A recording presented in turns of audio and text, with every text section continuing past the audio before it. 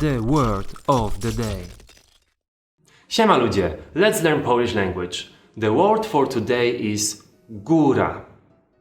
Góra, which means mountain or top of something. Let's use now this word in a couple of sentences. Wejdź na górę. Wejdź na górę.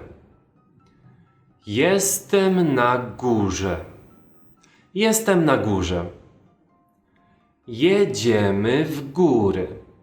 Jedziemy w góry.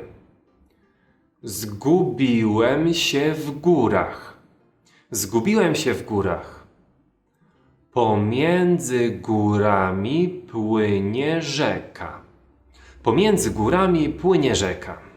What's up? If you enjoyed this video, remember to give me a like and subscribe with the notification bell on to get more content and learn Polish language. To practice this new word, I dare you to use it in a sentence in the comment section below. And that's it. Do zobaczenia.